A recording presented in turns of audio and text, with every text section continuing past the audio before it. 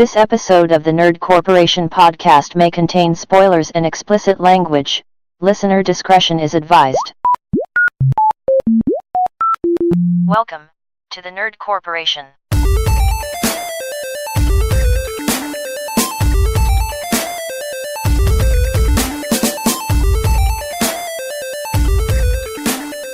What up, everybody? It's Monday, and you know what that means. Es Día del Podcast. That's podcast day in Spanish. Yeah, it is. Welcome to episode 10, MC, We Love You. We heart you, MCU. What's up with the nerd news, Doc? Oh, God, we got a lot of nerd news. James Mangold to write and direct the Boba Fett movie. Ooh. We're getting the Boba Fett movie. After years and years of speculation, the Hollywood Reporter brings word that Logan, director, will write and direct the standalone Boba Fett movie for Lucasfilm, which will follow in the footsteps of Rogue One and Solo as a standalone Star Wars story in all of that anthology-ness. So, really fucking stoked for that. Personally, I'm one of those that is under the belief that while Boba Fett is awesome, there hasn't been enough of Boba Fett to prove how awesome he is. I think he's more just like, you know, appealing to the eyes, and you're like, look, he's got a jetpack and his Mandalorian helmet, and that's about it. But I don't feel like they fleshed the character out enough for me to be like, oh, he's the dopest MCU character. I mean, he might as well be Bosk with a jetpack to me. Regina King, Don Johnson, Tim Blake Nelson, and more join the Watchmen cast. I am all in for this. This is going to be so cool. I don't mean to interrupt you, but I'm loving what HBO does. Yeah, like the old with hobo. their TV series. They're just hobo. The home box office. Yeah. Following creator and showrunner Damon Lindelof.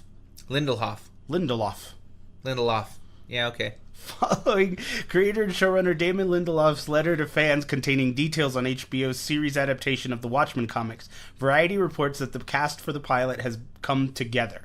Emmy winner Regina King, Don Johnson, Tim Blake Nelson, and Academy Award winner Louis Gossett Jr., Adelaide Clemens, and Andrew Howard have all been cast in the series. King is said to be starring in the lead role, though the exact details of the characters have been kept under wraps. As Lindelof explained in his letter, there will be new faces and unknown characters introduced into the Watchmen television series. But, like, consider what they've done with American Gods. Or wait, is that Stars?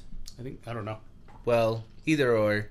American Gods, if it's on HBO, is awesome. If it's not, Stars is awesome. But HBO still has fucking Westworld. They have a lot. Yeah, dude. They did Carnival. Yeah, Carnival. And Carnival was great. Carnival was awesome. That's like Firefly, though. One of those things where they never finished it, and it just pisses me off because the second season ends on such a fucking cliffhanger. Yep. My wife hates that. Because she was all into it, and then she's like, that's it? Is that the end? That's it. Is that the end? That's it. It's Yep. all of it. And that was it. Yeah. So, really excited for the Watchmen. Want to see what HBO does. Really, really, really hopeful. We got some good video game news coming this week. Yes. Lots of it, actually. Nintendo, for instance, filed a trademark for the N64, adding more fuel to the hype that we're going to get a mini N64 console. Oh, gimme so much. I think that's probably the one I'm most excited for because I love me some N64. So, spotted by Japanese Nintendo, the trademark application is listed to cover purposes including video game program, controller, joystick, and download-capable electronic game programming. What are some games you think you would like to see on a Mini 64? On a Mini 64 console? Bro, Donkey Kong Country. Oh, yeah. Or also, what was that jet ski game? Was it? No, it wasn't Jet Moto, was it? No. Anyway, there was that jet ski game. Tony Hawk 1. Yep. Tony Hawk's Pro Skater.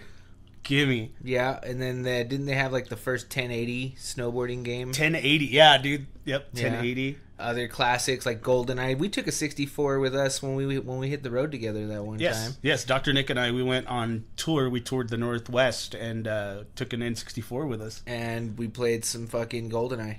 It was great. It was awesome. Other games like Super Smash Brothers premiered on that. There's Mario Kart 64. Legend of Zelda Majora's Mask. Also Ocarina of Time. Star Fox 64. Of course, Mario. I wasn't a big fan of Mario 64. I was. I didn't get into it that much, no. But anyway, lots of fucking games we can have on this thing. So don't let me down, Nintendo. Give me Majora's Mask. I want to go through that game again. And just today, we got a sneak peek at Fallout 76. I wet my pants. I'm not familiar terribly with Fallout, so... No, you're not, and that's I'm sorry. It's a sad state of affairs. Shit happens, bro. Yeah, but you need Fallout in your life. You keep saying that, but like I said, I've owned 2 Fallout games, never played both of them, sold them both. Fucking try to get the fuck out of my house. I'm sorry, man. What was it? I bought New Vegas, like the special edition. I never even put that bitch in. And then I got Fallout 4 2 years ago. Had it for 2 years, traded it for Star Wars Battlefront 2. That's so insulting. Didn't even play it once, man. So insulting. Other video game news today, or not today, yesterday, Nintendo announced Pokemon Pikachu Let's Go Pikachu and Let's Go Eevee for the Switch. Have you seen this shit? No. Oh, okay. It's Nintendo's or Pokemon's very first RPG on console. Oh, dope. Yeah, dude, and it takes you back to Kanto, and it's essentially the Pokemon.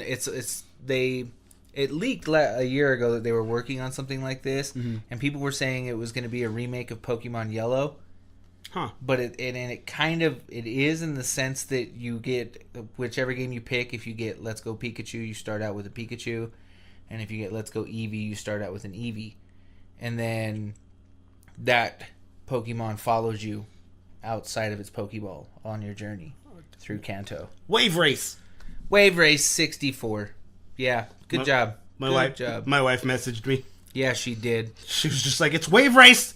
It's Wave Race." It is. It's that jet ski game from the Nintendo.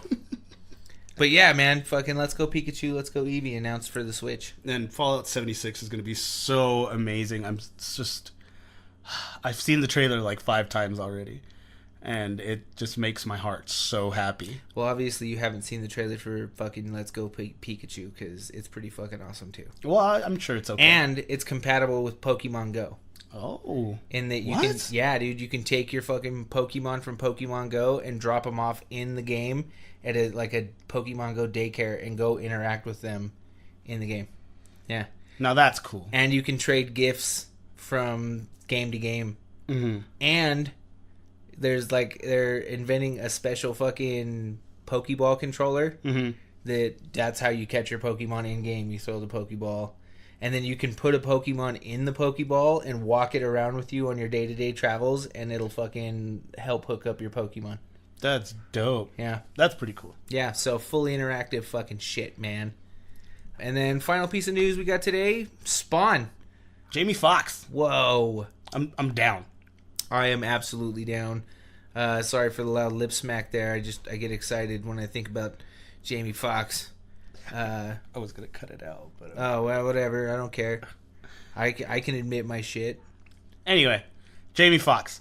A lot of mixed reviews, though, is what I'm noticing. Yeah, people suck. I don't see what the problem is. I mean, come on, man. Who thought Chris Pratt would be a good fucking comic book movie guy? And who thought fucking, what's his face from the Joker, Heath Ledger? Oh, I thought you were going to say Jared Leto. No. I will never. I would never. How dare you, sir? I would never say Jared Leto. I would never. It's just like, what is it? It's just like Anchorman. I would never fucking say fuck. Oh, that's too good. Anyway, yeah, Heath Ledger. I honestly didn't think he was going to be a good Joker. I didn't either, because I mean, he was in a bunch of rom-com teen movies. Yeah, I just remembered him from last night. I was like, really? That's the guy you're going to be? That's okay, whatever, I guess. And then, obviously, 10 Things I Hate About You. The guy who sings, yeah, Too Good to Be True. Uh-huh. So, I say give the motherfucker a chance. It's not like he hasn't won, like, awards or anything. Isn't he like an Academy Award winner? Mm-hmm. Yeah, see? So we got an Academy Award winner playing fucking Spawn. You act like you can't do any action shit. Y'all haven't seen Baby Driver? That movie was great. I have not seen Baby Driver. It's a great movie. Well, there you go. Shit, man. Fucking, if you can take the cucumber, you can take the carrot. Send that motherfucker out. Make him be Spawn. Let's do it. But now, let's head on to the subject of the day. The MC We Love You. And it's funny because last week we shit. And I mean like shit. DCFU, bitch. Yeah, we shit on DC. And I mean, I felt bad because I love DC. Like, I want to say that, you know, they deserve it, but they don't, because they have awesome fucking characters. And they need to be portrayed properly, and we're just not getting that. And it's unfair that corporate fucking Hollywood has ruined such amazing characters. It's true, because I read Superman when I was a kid. I love Batman. Batman's one of my favorite comic book characters. If you don't love Batman, you're a fucking communist. Right? Fucking, I loved Green Lantern. Yeah. All of those, like, those characters were part of my childhood just as much as the Marvel characters were. But fucking DC, you really dropped the fucking ball, yo. They never even picked up the ball. If this was dodgeball, they would have been out a long time ago. They just, like, went to pick it up and just kept fumbling it. They dodged neither wrench nor ball. It's Packer slap this cocksucker. That fucking movie, I swear to God. Anyway, if you don't know, and you should know, because we've had our love affair with Marvel Entertainment for a long time. The Marvel Cinematic Universe, the MCU, as it were, is an American media franchise and shared universe that is centered on a series of superhero films, independently produced by Marvel Studios and based on characters that appear in comic books published by Marvel Comics. The franchise has expanded to include comic books, short films, television series, and digital series. The shared universe, much like the original Marvel universe in comic books, was established by crossing over common plot elements, settings, cast, and characters. Phil Coulson, portrayed by Clark Gregg, is an original character to the MCU and the only character to appear across all the different media of the MCU. Because he's fucking gangster. Yeah, Clark Gregg, dude, is just like... They made him a character in the movies, and then they're like, you know what, we like this guy, we're going to make him a comic book character too. Yeah. So they ran with that shit. That's like, the only other thing that ever happened to was like Harley Quinn, because she was created for Batman the Animated Series. That's and then true. They were like, you know what, you're going to be a comic book character now, we love you. Yep. It's never been done before, and that's the kind of spirit everybody's taking it in. The other filmmakers aren't used to getting actors from other movies that other filmmakers have cast, certain plot lines that are connected, or certain locations that are connected. But I think everyone was on board for it and thinks that it's fun. Primarily because we've always remained consistent saying that the movie that we were making comes first. All of the connected tissue, all of that stuff is fun and is going to be very important if you want it to be. If the fans want to look further and find connections, then they're there. There are a few big ones, obviously, that hopefully the mainstream audience will be able to follow as well. But the reason that all the filmmakers are on board is that their movies need to stand on their own. They need to have a fresh vision, a unique tone, and the fact that they can interconnect if you want to follow those breadcrumbs is a bonus. And that was from Kevin Feige, president of the production for Marvel Studios, on constructing a shared film universe. Mm-hmm. I love that nobody can ever pronounce that dude's name right. I just want to hear him say his name once. Because I say Feige, and I've heard people say Feige, or Feige, or Feige, or whatever. There's even a guy on some British YouTube channel that just every time he goes to say it, he just goes, and so, yeah. Anyway, by 2005... Marvel Entertainment began to independently produce its own films and distribute them through Paramount Pictures.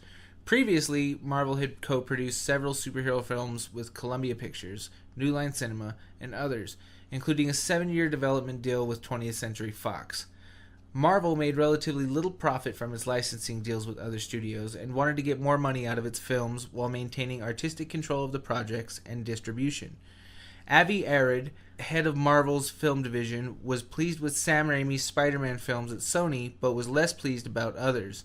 As a result, they decided to form Marvel Studios, Hollywood's first major independent movie studio since DreamWorks, which is awesome. And if you look at all of those movies, too, a lot of them do just fucking suck for the sake of sucking. Yeah. And their deal with Paramount is the reason that we haven't gotten a solo Hulk movie since Ed Norton's Hulk, because Paramount still owns the distribution rights for Hulk.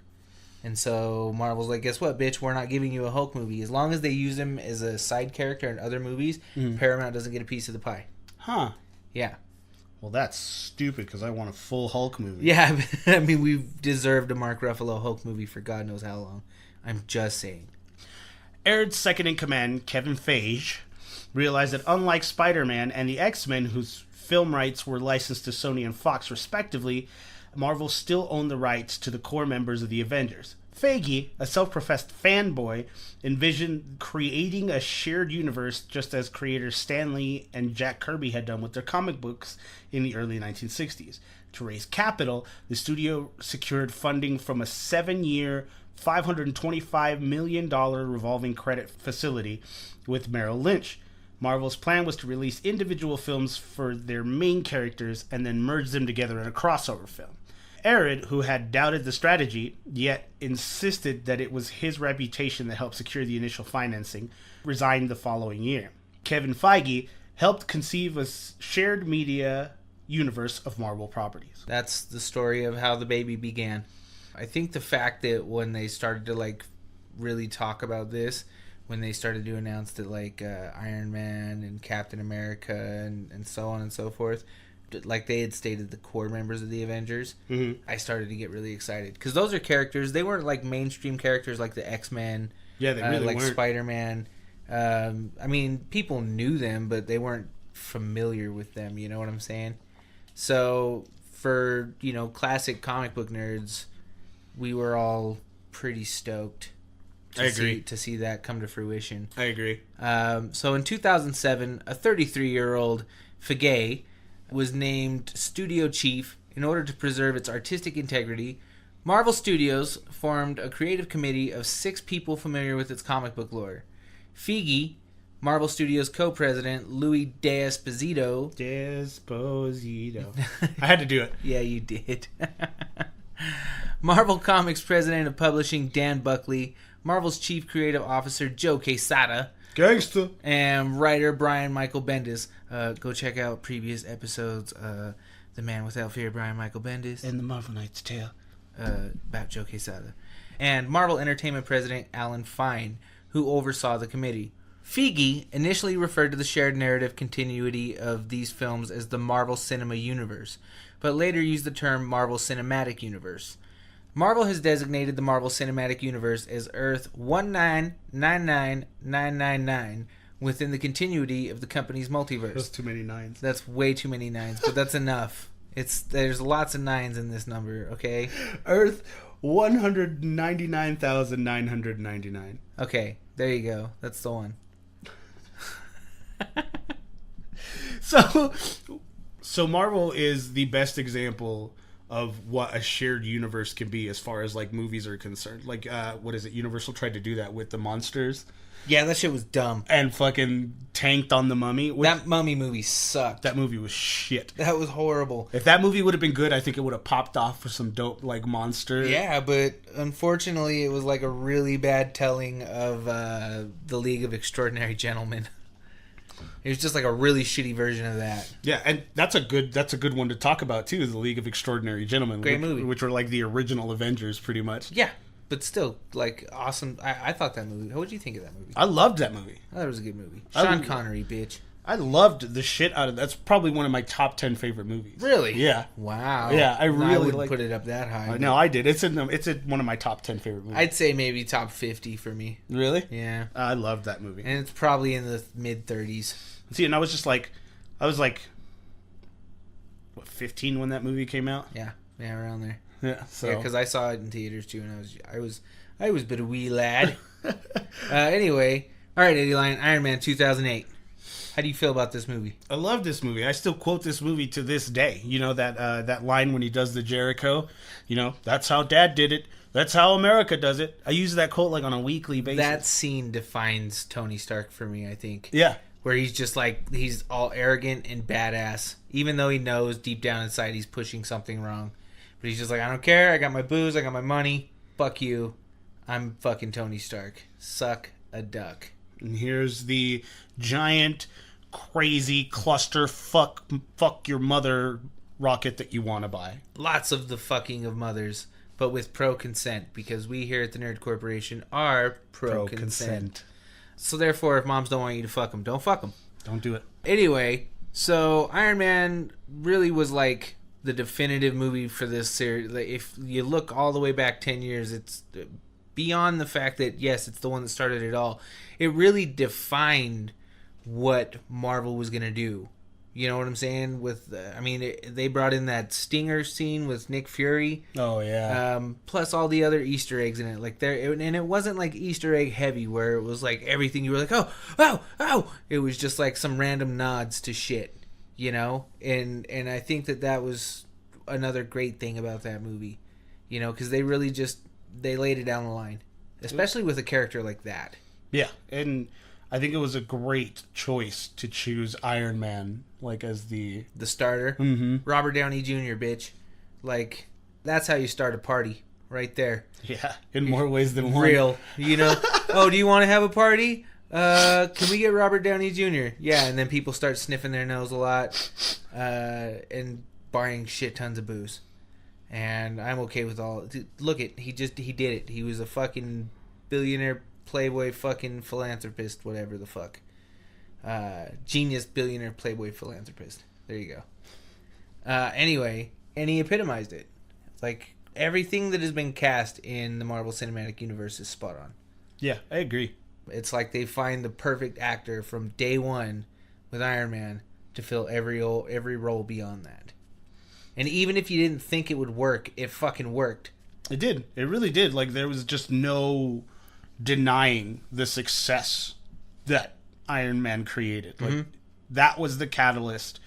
And, you know, it's just like I said with the Universal Monster series, you know what I mean? Like, since it tanked, oh boy, they're not gonna fucking make any other ones. Boy, did it tank too. It went fucking, that was a dive. Yeah, but Iron Man was right there, and he fucking did the thing, and he rode it home. Yep. And fucking, I mean, but look at that though. This is why I tell people not to doubt Marvel, because in 2018, people care about a raccoon with a gun and a talking tree. Yep. You know, so I'm just saying. Yeah, anything they do, don't knock them. Nope. I always give them the benefit of the doubt. Always. It's true. Every time I hear any kind of anything that comes out of Marvel camp, even if I'm shocked by it, you know, I may not have been completely happy with Iron Fist and the Defenders, but they were still decent. They're better than anything fucking DC did. You know? Way better. Way fucking better. But I think that not liking them kind of comes from holding Marvel to a higher standard because they just haven't let us down in 10 years. It's true. You know, even in their failings, it still wasn't half bad. You know, for a good, you know, ballpark try. I don't know. I liked the Defenders. Yeah, okay. It was all right. It just it wasn't as big as I thought it would be. Well, it's Netflix. How big are you expecting it to be? I expected it to be pretty fucking big. For Netflix? Yep. You're dumb. I mean, it's 2018, and people give a fuck about obscure characters. They never... Ant-Man, for God's sake. When right? that was No, announced, dude, everybody was like, are you for real? Ant-Man. I'm like, shh, it's Marvel. Just wait. Just watch. It's going to be okay. And then they're like, oh, they had a problem with the director. It's going to suck. And I'm like, DC has had a problem with every director and every writer they've ever had. And they suck. Ever. DC couldn't get through a whole movie like with main cast and directors to start with to save their lives. It just wouldn't fucking happen. So I give them the benefit of the doubt. The next would be The Incredible Hulk, which was another one of those things that tested me because I didn't like Ang Lee's Hulk. I really didn't either. Lime green Hulk didn't work for me. He looked like an action figure, like literally like an action figure being posed, doing things, and I was not in at all. So when they announced that they were going to make the second movie, The Incredible Hulk, I was kind of on the fence about it, even though Ed Norton was set to play Bruce Banner, you know. And I think he crushed the Bruce Banner part. Yeah, but I hear he was a dick to work with. Yeah. Like, just straight outright asshole about it. I agree. I can agree with that. Yeah, so I heard Mark Ruffalo is who they wanted to get in the beginning anyway. And he's the best one. Yeah. Totally embodies Bruce Banner. Mm-hmm. But the Incredible Hulk was a really great effort and like awesome in expanding the Marvel universe as well. Because, like I said, they were still in on those Easter eggs, man. You know, and then at the very end, that's where the kicker was. Mm-hmm. The stinger was with when Tony Stark walks in and talks to General Ross. Oh yeah, that's right. You know, right. What if I told you we were putting a team together? And that was like the first main crossover.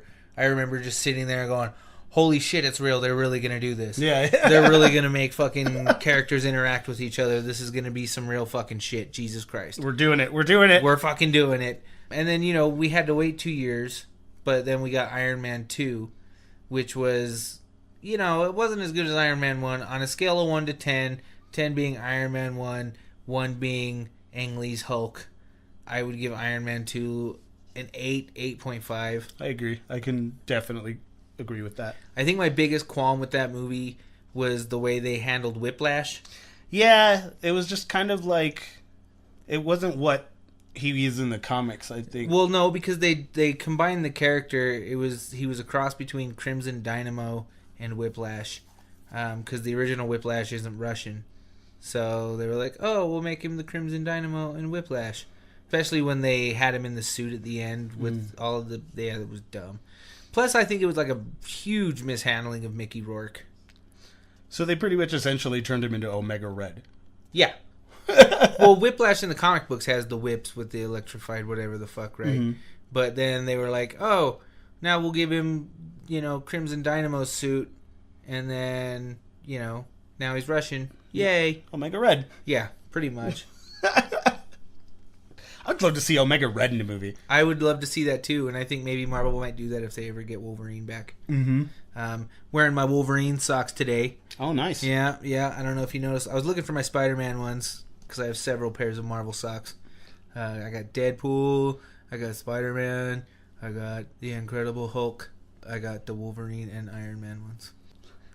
Skip a year, and we get Thor, the God of Thunder. I was on the fence about that one too. I was all for it, actually. Like, that Really? was the one I was like, oh, fuck yeah, cool. Well, didn't we get the Thor reference? Was the Stinger in Iron Man 2, right? Mm-hmm. Coulson is like, yeah, I found it. You know, pulls into the New Mexico desert. By the way, I've been to that part of the country. Those are the kind of people that live there. The ones that are out there absolutely trying to pull up the fucking, yeah. Absolutely. Those are the type, even, I mean, there's even like little old Stan Lee looking dudes in pickup trucks. Yep. It's real. Really real. But we got lots of stingers, or lots of references in Iron Man 2 leading to more of the MCU. We got Cap Shield. Yep. They did the Thor reference. You know, and we didn't get that movie till a year later. So, and like I said, I was really on the fence about that movie because I didn't see how they were going to translate. Because in the comics, Thor speaks like he's from the Bible. Right. You know, and so I didn't see how that would like translate well onto the big screen. I'm like, I really don't want to hear ye old township English. Yeah, it's true. Like, who wanted Shakespeare with a hammer? Not me. Not I. And so, you know, I was kind of on the fence about that. I didn't know the actor playing Thor, it's Hemsworth, right? Yeah. Yeah. I always get them all mixed up because there's all of the Chris's work for Marvel. As you may have noticed, I've slipped up before. Anyway, Hemsworth played the shit fucking awesome. Is it Helmsworth or Hemsworth? Hemsworth. All right, cool. Not like Kevin Feige's the thing or not. Right. Anyway, Hemsworth, awesome dude. Really fucking killed the character. Really makes you kind of like that movie alone, with Anthony Hopkins. I mean, come the fuck on. Yeah. Man. You know, you really kind of get a feel for Asgard and the Realm Eternal. Kenneth Branagh directed that movie. Mm-hmm. And if you're not familiar with him, you're not a Harry Potter fan. Anyway, he was in, I believe, The Chamber of Secrets. He's the Defense Against the Dark Arts teacher in that movie and loses his memory. We'll go over this shit when we do the Harry Potter movie and I make you watch all 8 of them. Jesus. Yeah, no, we're going to seriously pull a fucking marathon on that. I want you to know. Like, I'm going to be like, hey, Eddie Lion, it's Monday. You're off. I'm off. Guess what we're doing today? And it's going to be fucking Harry Potter Central, bro. Yeah, get ready. It's fucking happening. Oh, God. Anyway, so Kenneth Branagh, he's an actor otherwise. I can't name any other movies he was in, but I know he was in Harry Potter. Anyway, he directed it. really fucking laid out his vision for Asgard really well. I was super satisfied with that movie. And then later on that year, we got our first look at Captain America, the first Avenger. Ooh. I was really excited about this movie. I really was too. Captain America. I read some Captain America. I didn't read a lot of Captain America when I was younger, but the Captain America that I did read, and like with like Civil War and like a few others, he was just, you know, that wholesome character that you hate. Yeah. Yeah, and that's what I was going to say. I'm not, you know, as I've stated before, not a huge fan of the red, white, and blue American Way characters. But I was still excited for this movie, mostly because of the casting in it. I mean, not particularly because of Chris Evans, because I didn't know who the fuck that was. But they had cast, what the fuck is the name of that dude? I don't know, man. The guy that plays Dum Dum Dugan. The fact that they were even going to have Dum Dum Dugan in the movie. And then, you know, it seemed like it would be a good movie for me. The fact that they were making it a period piece, I think also was good for me, because I'm like, yeah, let's do that, a World War II superhero movie. Why the fuck not? You know, what were your high points? I dug the fact that it was a period piece. It was really well written out. Skinny Chris Evans, right? Superimposed. Love it. That was the same technology they used in Benjamin Button.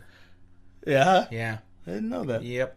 It was well put together. I think I remember that being one of the Marvel movies where I was like, oh my god, this is like... Well, I think that you kind of feel for the character of Steve Rogers as like this puny little fucking dude that's just getting beat up. And then he goes through this fucking massive... Like, he's so patriotic that he's just like, I don't care if I'm sickly and can't do it.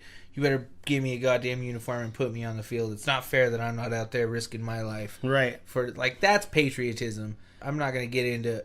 Anyway...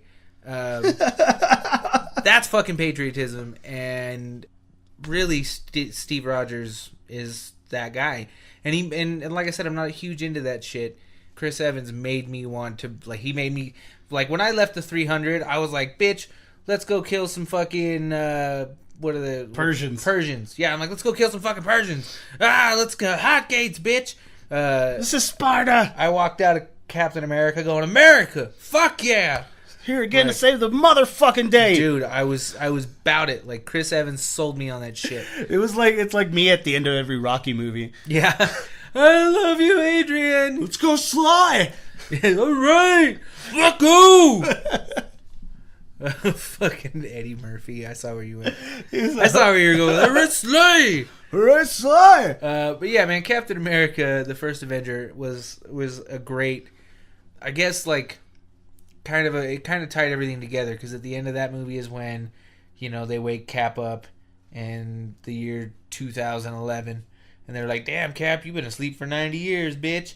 You know, and then they go to there's that one, and then there's the stinger after that. That was the 2 after credit scenes, because then he's in the gym beating the shit out of a fucking punching bag, and then Nick Fury's like, hey man, we're gonna recruit you for some shit, and then they do like a quick small teaser for the Avengers, like it's the tiniest little fucking thing. So that was I feel like a good way to tie in phase 1, tie it up, because the next movie was the Avengers, which had never been done before. Nope. Like, at all. Ever. Which was fucking amazing, because let's talk about this. You get the Incredible Hulk, Thor, Captain America, Black Widow, Iron Man, Hawkeye. Black Widow, Hawkeye, Sleepy, Dopey, Happy, Doc. I didn't know you were an Avenger. I was an Avenger. New York was a bitch, son. But I love me some shawarma. That was the first time I had ever heard of shawarma. Me too. And then when I found out where I could buy shawarma, it became my new favorite thing. To this day, I love me some fucking shawarma. So shawarma, you have somebody to thank. Yeah, I'd thank Joss Whedon for that. Yeah. This movie was solid from front to back. Yeah. There's no comparing what Marvel did with the Avengers with what DC did with Justice League. None whatsoever. Like, they're not even in the same fucking ballpark. Not even in the same sport. No, man. Like, so, like, Justice League is like T-ball, and Avengers is MLB. Yep. So, and that shit is real. Like, that's Justice League is Super Mario, like the original arcade one where you had to climb ladders and shit. The lame one. And then, you know, Avengers is Mario Odyssey. Yeah. So, just, we could do this all day. you know, compare shit to good stuff. Right? Fucking Avengers is Coca-Cola, and Justice League is Cola. Oh, or like Big K Cola. Or Big K Cola. Or Shasta. Yeah. Or Shasta. Shasta Cola. It's Fago Cola. It's gross. It's horrible. Anyway, so if you didn't know, crazy alien threat comes to New York City, and Loki controls it. Our boy from Thor, who everybody seemed to love when he came out, Tom Hiddleston. Yeah. Never heard of that guy either. But neither did I. He's such a captivating presence on screen. We find out that, and this is where we get our first hint of the big man in purple. We find out that Thanos is trying to take over the Earth. A big California raisin. Yeah, he is. He was super purple dark. He was their bodyguard. He was the California Brazen. He was like super purple though, and he was, like, and like cartoony looking too. Yeah. When they first gave him, but it was still a good look at where they were going, because that was like the first ever. Like, oh, so this is the bigger picture. Oh, okay. This giant Balchinian is gonna. Yeah, with everyone. this weird carved in fucking shit. What are those wrinkles? What is your chin? A scrotum. That's Yeah, what it his is. chin. Yeah, it is. Sup, scrot chin? Balchinian. Motherfucker. But yeah, so that was our first appearance of Thanos, and kind of a first view of the glimpse at the bigger picture that MCU was putting out. And for me, I was super fucking stoked. I was like, wait a minute, that can only mean one thing. We're going to get the Infinity Gauntlet someday. Yep. And it happened. Yep. And we'll get there. But, and this is weird too, because I was like looking at this timeline, the sporadicness, the randomness of the time frames here. Because we had Iron Man and Hulk in 2008, Iron Man 2 in 2010, Thor in 2011, Captain America in 2011, Avengers in 2012, and then we didn't get another movie till 2013, which was Iron Man 3, which was even lower on the totem pole for me than Iron Man 2. I agree. And, I mean, as much as I love seeing Robert Downey Jr. don his suit of iron and interact with Happy Hogan and Pepper Potts and all of these awesome fucking characters, I just feel like the story seemed rushed, and there were some things that didn't pan out that I wanted to see. So, I mean, it's in my ranking of Avenger or Marvel Cinematic Universe movies, I probably put that movie at the bottom. Yeah, I agree. Because, I don't know. Although it was still, like, good or anything, I just don't like the way they treated the Mandarin. Well, that, and, I mean, I think I had higher expectations because Shane Black directed it. Mm-hmm. And he did, I think, Kiss Kiss Bang Bang with such Robert Downey Jr. Yeah. And so I loved that movie. And so I was like, yes, give me more of this interaction. But yeah, man, they ruined the fucking Mandarin. I was really excited to know that the Mandarin was going to be the main villain on that, and they shit all over that character. They really did. Like, it was just it was an abomination. See, and I had forgot that the Mandarin was in that movie because my mind blacked it out until you just brought it up just now. That's why I hadn't said anything. And then I was like, oh, shit, Ben Kingsley. Mm-hmm. Why did you let them do that to you, Ben Kingsley? Because Ben Kingsley would have made a great, like, serious Mandarin. The thing is, too, though, is, like, when they announced it and in like, the trailers and shit, when they were showing him and he was all, like, low-voiced and menacing and things, I wasn't feeling it then. Like, I was like, and he looks, I don't know, man, he looks like an American terrorist in Saudi Arabia. Like, oh my god, it was just so underwhelming, you know? Yeah, that's probably the best word to describe it. Yeah. Underwhelming. I was just not happy with the character, and then you find out he's not even the fucking Mandarin. And no. Just no. It's all downhill. It was all just shit. Yeah, I was not happy with that. And I bet you thought we were going to do nothing but suck Marvel's dick during this. But no. Okay? They have their flaws. Yeah, they need to go wash that shit off. I'm going to put it back in my mouth. Yeah. Because we get Agents of S.H.I.E.L.D. in the same year.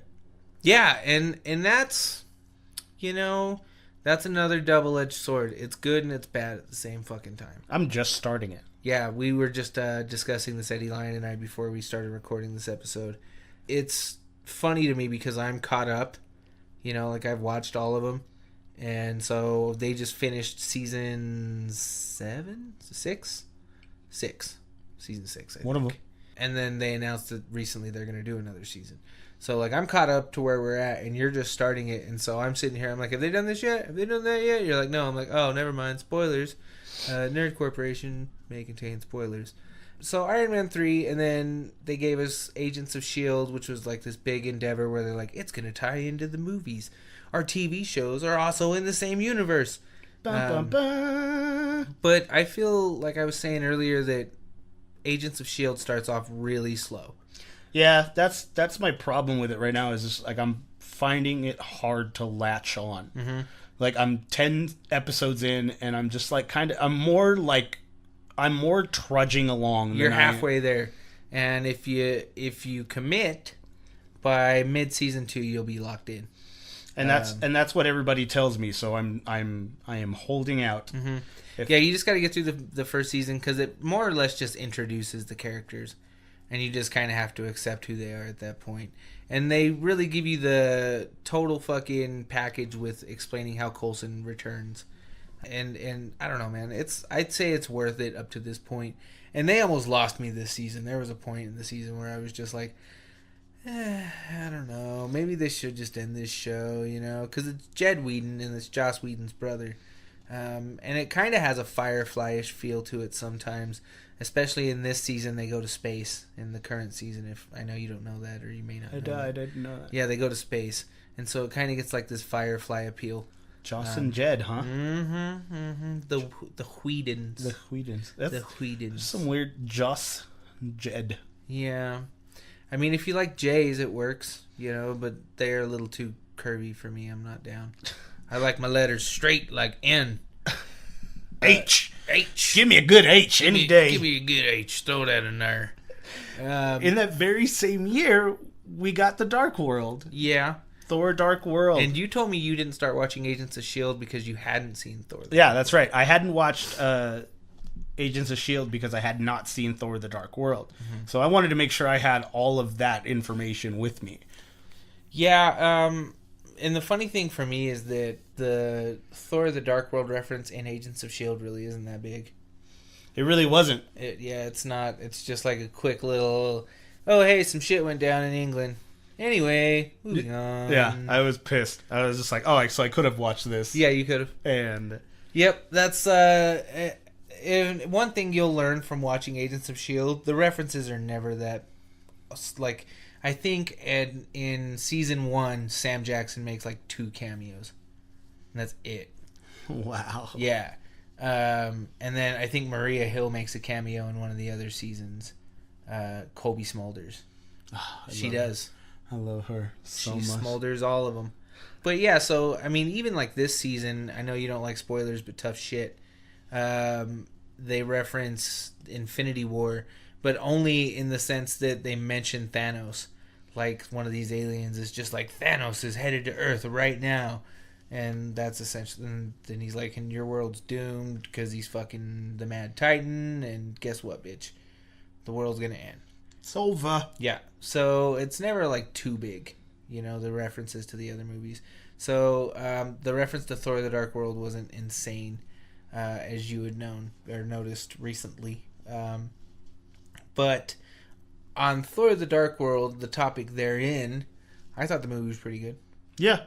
It wasn't and rarely are sequels as good as the first movie. It's true. And this was not the case.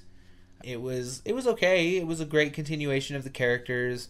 I feel like you kind of plateau with that character at that point. Yeah, there's really nowhere to take it. Yeah, after the first movie, you know, you kind of establish who the character is, who his friends are, and what they do. They go around the galaxy doing things, because that's just what it is. And then I didn't really like the villain. I can't remember that dark elf's name. What the fuck was that guy's name? I can't remember either. Yeah, so it doesn't fucking matter. It just didn't... I felt like it was a movie for the sake of having a movie. And they were just like, here you go. Yeah, I can see that. On that note, though, also, I'm not a fan of Natalie Portman in those movies. Oh, yeah? Yeah, I just feel like she's really bland. And could have been either better cast or fleshed out more. I can agree with that.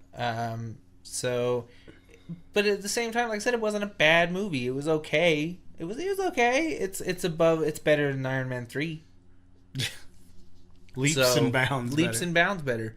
So, you know, I'd say that's at least 2 or 3 rungs above Iron Man 3 on my list. Absolutely. And luckily, we got fucking blindsided the next year because I felt like Thor: The Dark World kind of gave us this feeling that, oh well, you know, maybe Marvel's not the most amazing movie. They're kind of Iron Man 3, Thor: The Dark World, and then we got hit with fucking The Winter Soldier. And that movie. Boom. Fucking boom. We got Bucky. Yeah, we did. More Bucky, as it were. We found out that he didn't die. Yeah. That instead he's this fucking crazy killer Russian mercenary that fucking gets thawed out once every 10 years to pull some heavy shit. To put in work. God damn it. I felt like that movie just kind of took the reins, you know, because the Russos directed it and they kind of set the tone for what you can and can't and should and shouldn't be able to do with these movies. Like that they can be edgy and still funny. They can have a very serious tone and still have a little slapstick. Yeah, he really did kind of just like set the tone for like the next movies to follow. Mm-hmm. Yeah, and it was our first venture with Captain America into modern times. Mm-hmm. Solo, because, you know, the Avengers, whatever, I just feel like he didn't have a lot more beyond the mission in that movie. So you get to see a little more personal Steve Rogers in this movie with his list of shit that he missed out on. Mm-hmm. And interesting thing, internationally, that list changes on the movie screen. Oh, really? Yeah, so in like France, they're like, oh, you missed the Eiffel Tower. Or probably not the Eiffel Tower, but whatever fucking French historic bullshit, you know. And then the same in like Portugal and China and shit like that. Like they changed the list for each fucking country. I think that's cool. Yeah, I thought it was a cool little thing to kind of really, because, you know, his name's Captain America, so I guess to make him more worldly, you know, and appealing to everybody and not just Americans. But you really had a lot of fucking drama in that movie. Not only between, you know, Cap and Bucky, but I think Cap and Black Widow had a little bit of a fallout in that too. And then we had Robert Redford was in that movie, right? Wasn't he the main bad guy dude that had a shield? Mm-hmm. Nick Fury dies in that movie. Right? Yeah, man. Just a whole lot. So much shit to take in that movie. And then the falling of S.H.I.E.L.D. S.H.I.E.L.D. ends. That affects in Agents of S.H.I.E.L.D. as well. S.H.I.E.L.D. becomes... The agents of S.H.I.E.L.D. become world outlaws because S.H.I.E.L.D. is fallen. Okay. Yeah. So they really, you know, they ride that train, man. I'm telling you. And I honestly... That movie's in my top 5 to top 10. It's hard to say. Like ever, or as far as Marvel? Of Marvel. Oh, okay. Yeah. Of the list of shit and not shit. It's in the high 10. It's like maybe like 6 or 7. Gotcha. Yeah. So after that, you know, after Winter Soldier, we took a huge leap of faith again. Guardians of the Galaxy. Left field. Yeah, I had personally never heard of the Guardians of the Galaxy. I was familiar in name alone. Like, because prior to that coming out, Marvel had been really pushing the Guardians of the Galaxy. And then not only just in comic books, but also in other media. Okay. I got Marvel vs. Capcom Ultimate or whatever the fuck. Mm-hmm. And Rocket Raccoon was a downloadable character. And I was like, who the fuck is this? Why the fuck am I playing as a raccoon? You know, like, why can't I have Venom or some shit? Right. You know? So I wasn't really terribly familiar, but at the same time, I was just like, whoa, like, I kind of want to see this movie after the trailer. Because those first trailers were just intense. Yeah, they were. They really kind of led you in and made you want to see more of these characters. Yeah, it wasn't, especially for somebody who didn't know who they were, you know what I mean? Like, if you didn't know who they were, that was something like, oh, okay, like, there's a tree in there and a raccoon and this weird giant guy who's played by Batista of the WWE, like... Yeah. Ragtag group of fucking space guys. Just a motley crew of people. Yeah. Like, you know why is there a green chick in here? Why and then just some regular old doopy guy, like, there he is. Why is the guy from Parks and Rec doing stuff? Like, yeah. Yeah, I I was definitely curious, but at the same time skeptical. Super skeptical. And then, James Gunn, I knew him from the movie Slither. Have you seen Slither? Yes. Love Slither. Slither was a great movie. So I knew James Gunn from that, and so I kind of had like this, so it's going to be like one of those movies. Okay. Mm-hmm. No, and the soundtrack, man, the way they incorporated it like a Tarantino movie, son. Absolutely. That's like the best way to describe that. Yeah. Yeah, I was, like I said, dude, that movie's in my top 10 too of Marvel movies. Yeah, I agree. I love the characters, love the franchise, the dance off at the end, bitch. Like, oh my god, just everything about. I even love the villain in that one, Ronan the Accuser. Yeah. He just seemed so evil and menacing. He was a dick for the sake of being a dick. He was just a hammerhead smashing fucking crazy motherfucker, and I was about it. Yeah. Michael Rooker is Yondu. Right. Mary Poppins, y'all. I'm Mary Poppins, y'all. Yeah, man, just great fucking casting. Awesome movie. All around. Great fucking flick. And then they gave us some shit. Agent Carter. Not a fan. Not I wasn't a fan of okay, so I liked the concept, but Agent Carter alone didn't grab me. And I love Haley Atwell. Yeah. Like literally, I love you, Haley Atwell. You can find me here in Logan, Utah. Yeah. Anyway. No, I like that they brought in Dominique Cooper to play Howard Stark, and I loved little nods and everything, but it wasn't enough for me to like, give me more. I just think they just didn't get the idea right. Like I think it was a good idea. I just don't think it was executed properly. Totally agree. Wasn't a fan. I don't even want to like remain on this topic anymore. Agent Carter, meh. That same year though, we redeemed ourselves with Avengers: Age of Ultron. Good movie. Not their best work. No. But definitely decent. So, good movie, not their best, but a decent attempt at something in the line of Avengers. Yeah, it was definitely a good continuation, I think. I think my biggest qualm with that is that's my word of the day. It came on my word of the day calendar. Qualm. My biggest problem with this movie is the handling of the Maximoff twins. Yeah. I don't know, man, and this is my big problem with Marvel's properties being owned by other studios. The fact that they couldn't make them mutants, that they had to come with some kind of weird Terrigenesis almost-esque thing to explain their powers was kind of like off-putting to me. I was like, okay, I guess. And then also the fact that they killed Quicksilver right out the gate. Like, just they didn't, without warning or anything. He was just dead. Yeah, you can move really fast, but you can't outrun a Gatling gun. It's just like, no. Okay. No, thank you. I guess it was a good emotional jump-off point for the Scarlet Witch for them to flesh her out. Mm-hmm. But I don't know, man. I was put out by that one. Not a big fan of that. I can agree. And then I feel also, too, that Ultron wasn't exactly handled well. I like that he was kind of a counterpart to Tony Stark, since that's his, father. Yeah. Air quotes. But otherwise, I wasn't a huge fan. Yeah, he wasn't, like, if this makes any sense, he wasn't bad guy enough. No, he seemed like he would have been a low-level bad guy. Yeah, like, he was, like, the bad guy. He was henchman. Yeah, he was, like, not henchman, I'd say, but he was, like, the lieutenant. Oh, yeah, the one above the henchman that follows the main bad guy? Yeah, that's, like, the one right under, he's, like, the oddball. Mm-hmm. You know what I mean? Yeah, he was the Steppenwolf. Yeah, definitely the Steppenwolf. Yeah, definitely.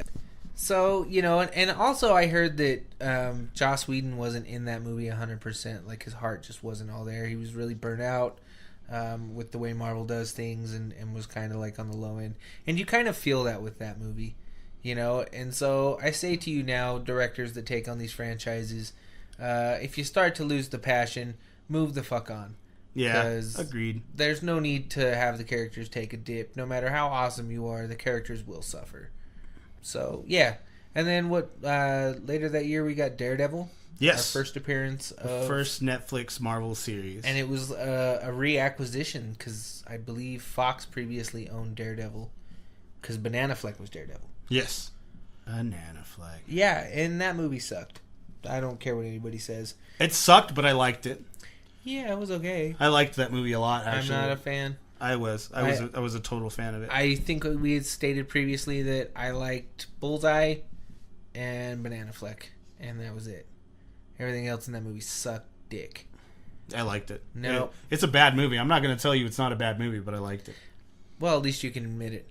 But the Netflix series, though, blows that fucking movie out of the water. The Netflix series is probably my favorite adaptation. Daredevil's one of my favorite Marvel characters.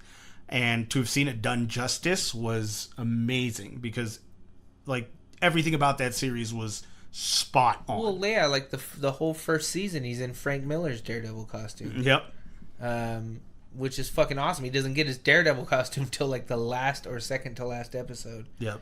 So, and then it's super dramatic. It's super dark. As I had stated before, I believe on the Brian Michael Bendis episode, my sister's dad, who when I was a child hated comic books and hated me like into comic books, hit me up and was like, "Oh my god, have you seen this show on Netflix, Daredevil?" And I was just like, "Yeah, bitch, go read a comic book." Duh. Honestly, though, there was nothing wrong with this movie. At that point, I was like, okay, do more. Make more Netflix shows. And they made Jessica Jones. Eventually, but before that, we got Ant-Man. We did. And remember how down on that movie everybody was? Yeah. Oh, Ant-Man, Paul Rudd is a superhero. Yeah. I was okay with it, though, because, it seemed like it would fit. My confidence in Marvel had already solidified by then. Yeah, it was definitely one of those things where, like I said, I told people, I'm just like, shut up and let them do things. Let them make movies. Because that's what we pay them for. And they're doing a good job. Like, if we could promote Marvel within the Nerd Corporation, we would. We really would. Marvel, if you're listening, we could use some sponsors. Yeah. Marvel, please send us stuff. And we'll give it to the people. Anyway, Ant-Man came out of left field, as did, like, kind of in the spirit of Guardians of the Galaxy. Like, it was just one of those underdog movies. Nobody expected high marks for it. And then it happened, and it was one of the greatest things ever. Michael Pena in that movie. Dude, Michael Pena in any movie. Yeah. He's just... He has... His comedic timing is probably one of the most accurate comedic timings that, like, in film, for me. Yeah, I think... and like I said, it was just one of those things, especially you wouldn't have expected... You would have thought Paul Rudd would have been the comedy in that movie. Yeah. Due to his reputation and everything. But no, that wasn't the case. And the story was great, and we got Michael Douglas is Hank Pym. Mm-hmm. And that scene at the beginning where he punches that dude in the nose, and, you get Howard Stark's there, and Everybody. Peggy Carter's there, and, we're continuing on with this trend of Marvel just owning their fucking timeline and incorporating it here, and that was a great nod to that shit. I agree. I thought the whole, way that they did the super zoom in when he's in the tub, like the cinematography of this movie. Yeah, the cinematography, the CGI and everything. Like when he shrinks to the molecular level or whatever, and it was awesome. Like you actually felt like, sometimes when you see things like that, you're like, oh yeah, that's CG, whatever, blah blah blah. But like for me, like I dove into the molecular level with him. You know what I mean? Yeah, you were just like, Quantum Realm, sign me the fuck up. Let's go. Yeah, like I said, a lot of people that talk shit, I was just like, come on, man, worked for Honey, I Shrunk the Kids, and look at how awesome that movie was. Rick Moranis all day, bitch. Rick Moranis is a G. Yeah, he is. And that movie, so Ant-Man killed it, and then at the very end of that, they introduced the Wasp. Yeah. Or at least the concept of the Wasp. Yeah. To be introduced in a future sequel. And then later on that year, we got Jessica Jones, a character I wasn't terribly familiar with. Neither was I. But I was really excited for it regardless because of what they had done with Daredevil. So I wanted to see what this Jessica Jones character was and where she was going to go in life. And then David Tennant is Killjoy. Yes, Kilgrave. The Purple Man. The Purple Man. Yeah. Oh wait. Yeah. Oh, dude. All of these kill people in the Marvel, because I was thinking also Killmonger. Yeah. In Black Panther. Anyway, Jessica Jones was fucking awesome. Loved it. Season 1, Season 2, fucking all day long. Sign me the fuck up. And then the following year, we got Civil War. Civil War was probably the coolest thing. Yeah, I think seeing that many characters on screen, and not only like having them there, but having them well portrayed. Yeah, like everybody got enough screen time. Everybody, was fleshed out properly. And Spider-Man, we get under Rose. Yeah, like I lost it. And I remember when, because this was only 2 years ago when this movie was being talked about, it was very up in the air if Spider-Man would or would not be in it. It's true. Because Marvel was really trying to get the character in, and they were like, hey, we've got 2 versions of the movie. One with Spider-Man, one without Spider-Man.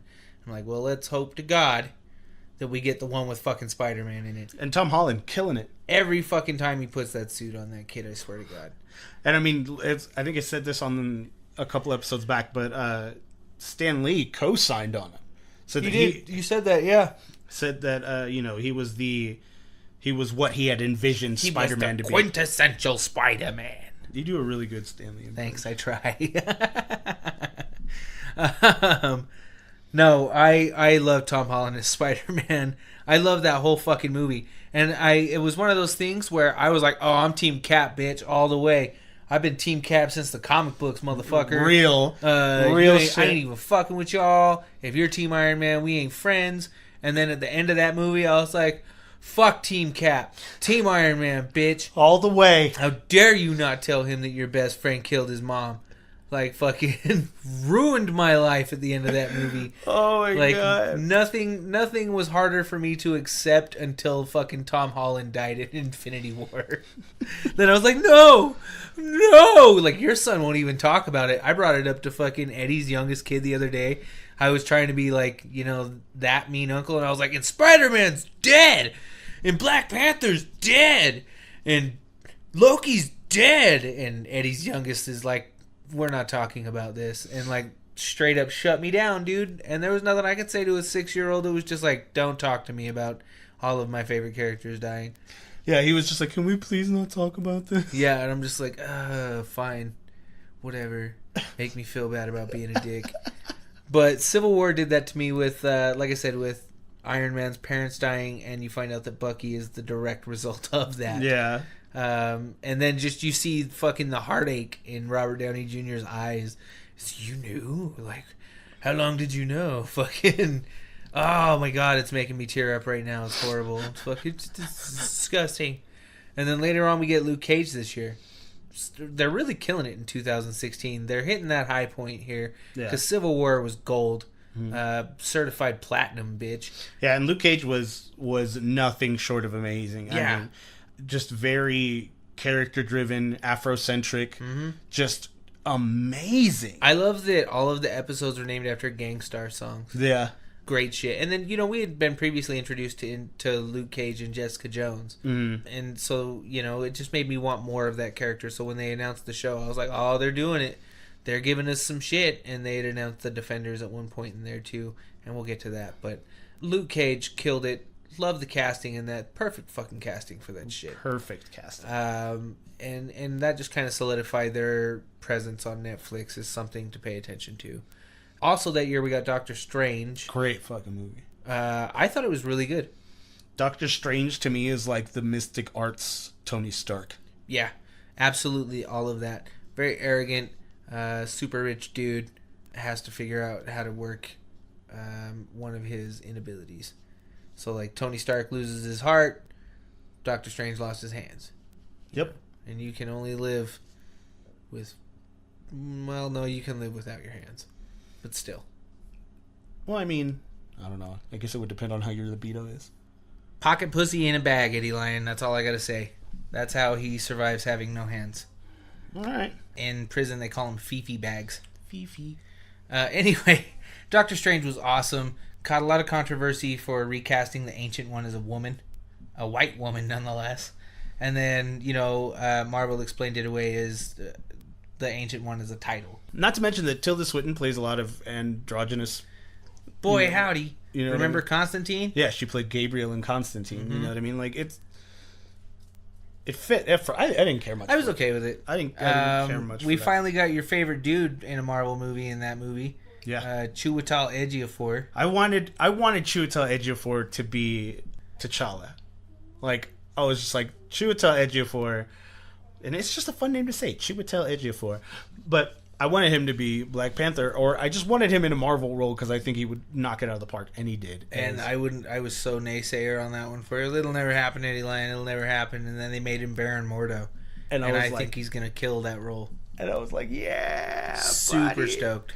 Can't even fucking wait for the next Doctor Strange movie with my Baron Mordo. I agree. And then the next year we got Iron Fist, which was a huge fucking letdown. Yeah, he just cried the whole movie. It was so bad. It was a TV show. Yeah, the Netflix thing. He cried the whole season. I was so not down. He was just like, I don't know, man. I could sit and talk shit all day on it, but I'm not going to because, it's Marvel. I feel like we've already ragged on them enough. This isn't DC, guys. Right? We can't just talk shit over Marvel. That's just not how this works, okay? Either way, Iron Fist had its good points and its bad points. I would like to see him more paired with Luke Cage and do the Heroes for Hire thing, as opposed to doing solo shit. So hopefully Iron Fist Season 2, they kind of go that route with it. And then, once again, Marvel redeemed themselves. 2017 gave us Guardians of the Galaxy Volume 2, which was on par with the first one. It was one of those movies where, like I had said previously, not always does the sequel live up to the hype of the first movie, and this one did. This one totally did. Absolutely did. Kurt Russell's ego. Oh my god.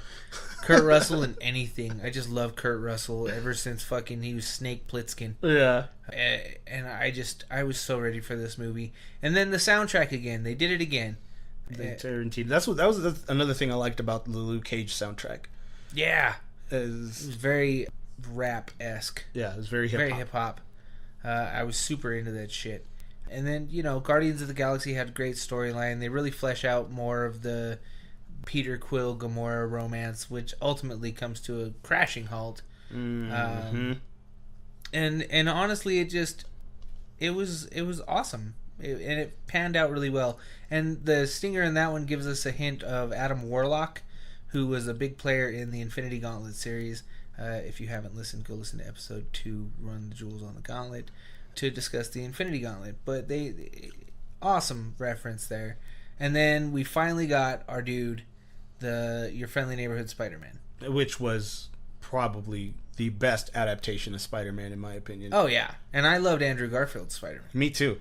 But this just was spot on. It wasn't dark, like, 100%. Like, I felt like Andrew Garfield's Spider-Man was trying to be the Dark Knight, but not. Yeah. But Spider-Man at the same time.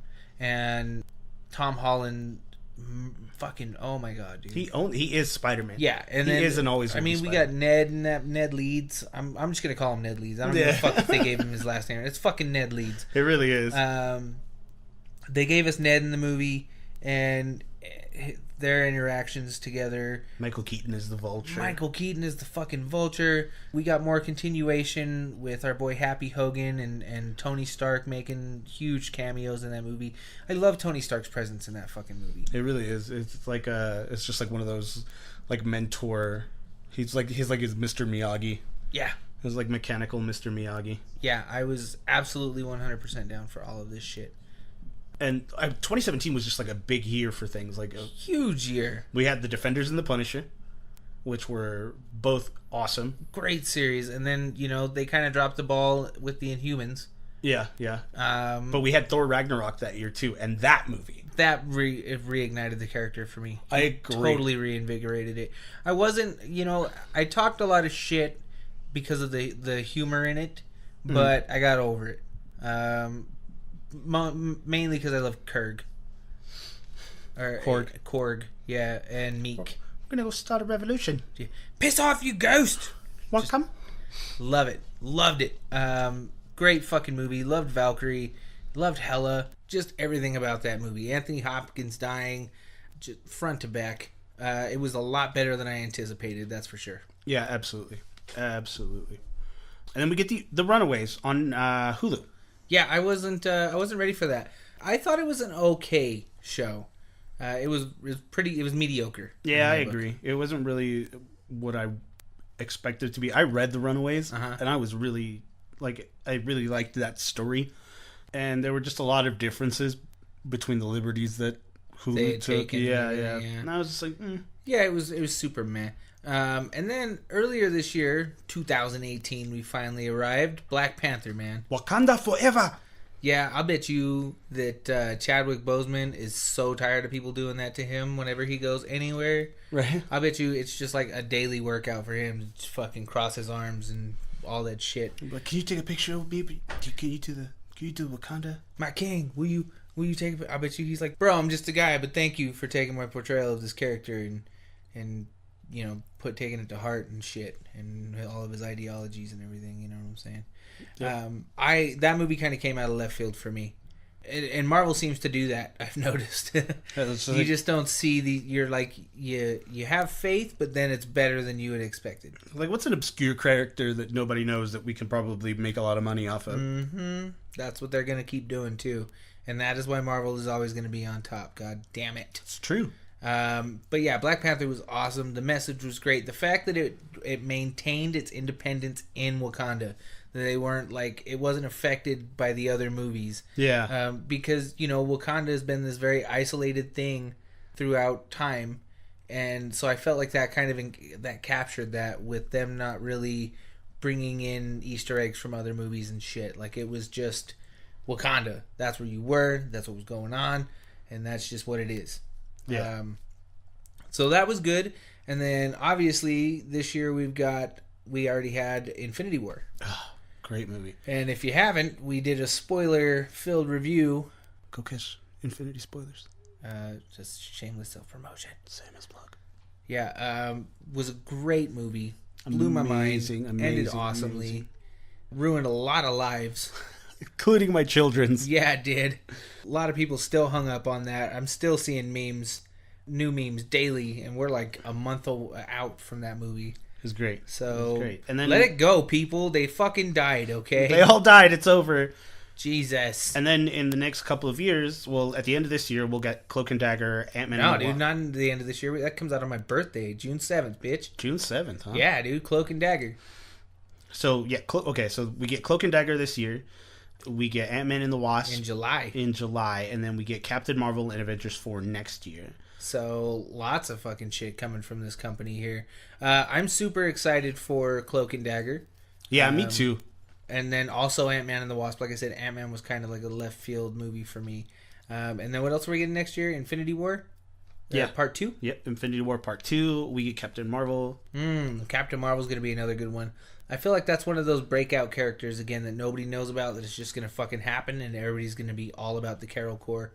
After that, that's where people's lives are going to be. We're also going to get Spider-Man 2. Kevin Feige stated that the Marvel's timeline is planned to put out to the year 2025.